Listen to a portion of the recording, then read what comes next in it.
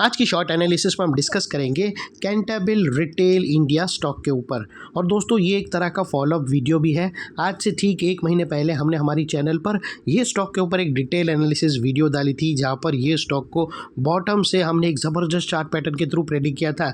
दोस्तों इसकी बॉटम पे हमने पैरेलल चैनल प्रेडिक्ट करी थी, साथों साथ मल्टीपल पॉजिटिव फैक्टर्स की एनालिसिस करके अपसाइड में इसका टारगेट फोरकास्ट किया था 18 से 20% का।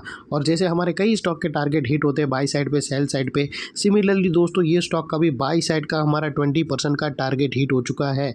लेकिन दोस्तों आज का जो वीडियो बनाने का मकसद वो ये है कि दोस्तों अभी टाइम आ गया है प्रॉफिट बुक करने का ये स्टॉक के अंदर, बिकॉज इसके अंदर मल्टीपल नेगेटिव फैक्टर्स ब्रेकडाउन होने की तैयारी में है। और अगर क्लोजिंग बेसिस पे ब्रेकडाउन हुए तो ये स्टॉक डाउन साइड करेक्शन के अंदर एंटर कर सकता है।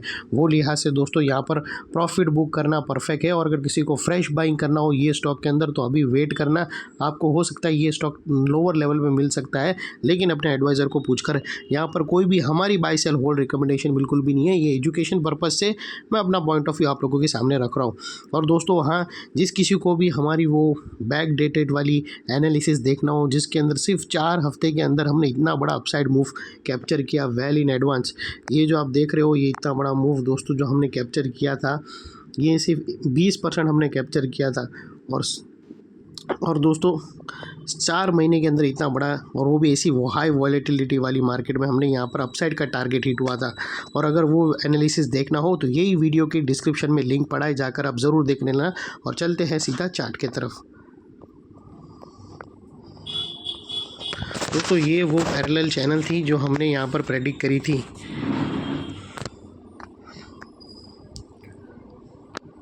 दोस्तों ये वो पैरेलल चैनल थी जो हमने यहाँ पर प्रेडिक्ट करी थी, ये उसकी नेक लाइन थी और ये टारगेट था और ये रेजिस्टेंस लाइन थी ब्लू लाइन। और एग्जैक्टली दोस्तों हमारे टारगेट के पास यहाँ पर हिट हुई और अभी यहाँ पर स्टॉक डाउन साइड में आया है, लेकिन यहाँ पर एक नेगेटिव फैक्टर्स ब्रेकडाउन हो रहे हैं जिसके ऊपर आज हम की फोकस करेंगे।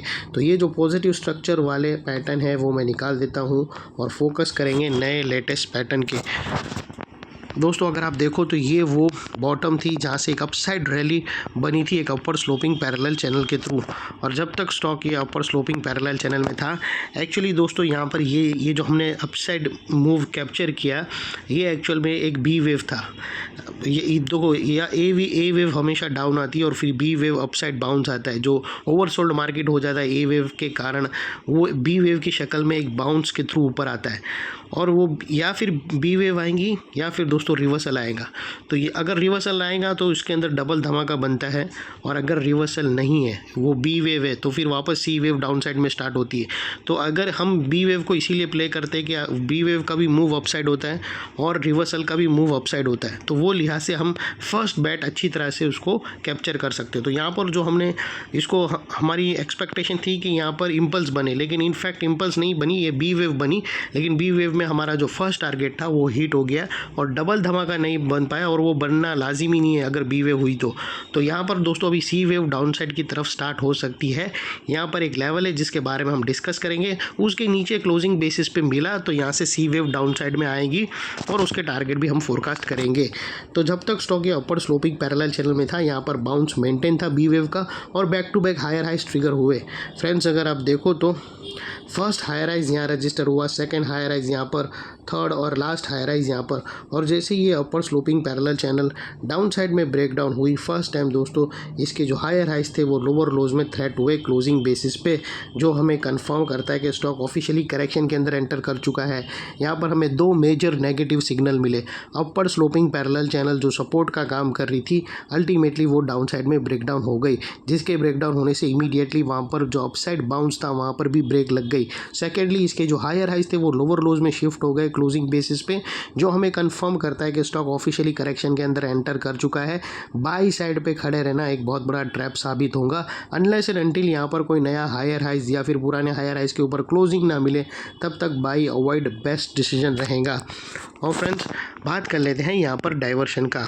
तो दोस्तों अगर आप RSI डालकर चेक करो तो इवन RSI भी आपको नेगेटिव डाइवर्शन क्लियरली विटनेस दे रहा है।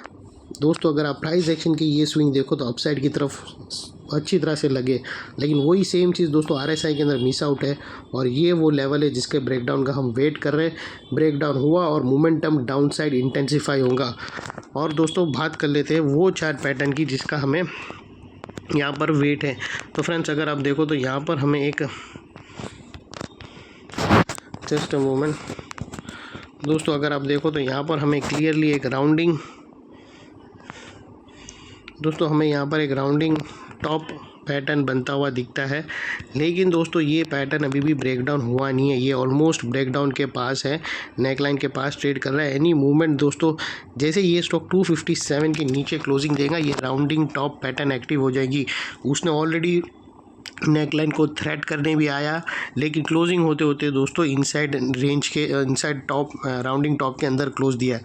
लेकिन एनी मूवमेंट वो डाउन साइड में ब्रेकडाउन कर सकती है और जैसे ही वो ब्रेकडाउन करेगी तो ये राउंडिंग टॉप एक्टिव हो जाएंगी। और उसके बाद दोस्तों डाउन साइड में जो टारगेट आते हैं वो तकरीबन 230 के पहला फर्स्ट टारगेट है और वहाँ से भी अगर रिवर्सल नहीं आया तो पॉसिबिलिटी रहेगा तो 215 तक भी ये स्टॉक आवे। और फ्रेंड्स बात कर लेते हैं वो एरिया की जिसके ऊपर अगर क्लोजिंग मिली तो वहाँ पर एक शॉर्ट कवरिंग आएगी और वो दोस्तों नियरेस्ट हायर स्विंग तो 301 के ऊपर अगर क्लोजिंग मिलती है तो दोस्तों यहाँ पर एक शॉर्ट कवरिंग आएंगी। लेकिन शॉर्ट कवरिंग कब आएंगी? जब नेकलाइन ब्रेकडाउन करके फिर वो ऊपर जाएगा। अगर ये समझो कि ये नेकलाइन ब्रेकडाउन नहीं करा, ये स्टॉक ने ये नेकलाइन ब्रेकडाउन नहीं किया और यहाँ सपोर्ट लेकर फिर से ये ऊपर चला गया और इसको ब्रेक करके उसके ऊपर सस्टेन क्लोजिंग दे दी, तो यहाँ पर शॉर्ट कवरिंग की आशा नहीं रखना। शॉर्ट कवरिंग आज जब आएंगी जब नेकलाइन के नीचे क्लोजिंग होगी और फिर वो ऊपर जाके ब्रेक करेगा। जब नेकलाइन ब्रेक करेगा तभी लोग शॉर्ट करने आएंगे और फिर वो ऊपर लोग अपना स्टॉप लॉस कवर करेंगे। तो ये चीज़ याद रखना सीधा। और हाँ, लेकिन एक चीज़ ज़रूर होगी दोस्तों कि यहाँ पर अगर समझो नेकलाइन ब्रेक डाउन करने से पहले अगर अपर का ये एरिया ब्रेक कर दिया तो ये जो राउंडिंग टॉप स्ट्रक्चर है वो इनवैलिड माना जाएगा, वो नेगेट हो जाएगा। इतना फ़र्क रहेगा दोस्तों।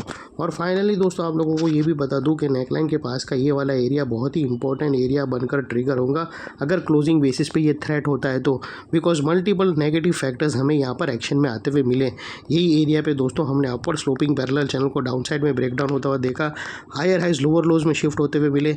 यहाँ पर ही दोस्तों हमें क्लियरली नेगेटिव डाइवर्शन मिला प्राइस एक्शन और RSI के थ्रू। और यहाँ पर ही दोस्तों rounding top pattern almost ready है, सिर्फ नेकलाइन के नीचे क्लोजिंग बेसिस के ब्रेक होने का वेट है। उसके बाद फिर ये एरिया एक इम्पॉर्टेंट रेजिस्टेंस में टर्न हो जाएगा और इतने बड़े स्ट्रॉन्ग रेजिस्टेंस के ऊपर फिर शॉर्ट सेलर लोगों का स्टॉप लॉस रहेगा जो आसानी से हिट नहीं होगा।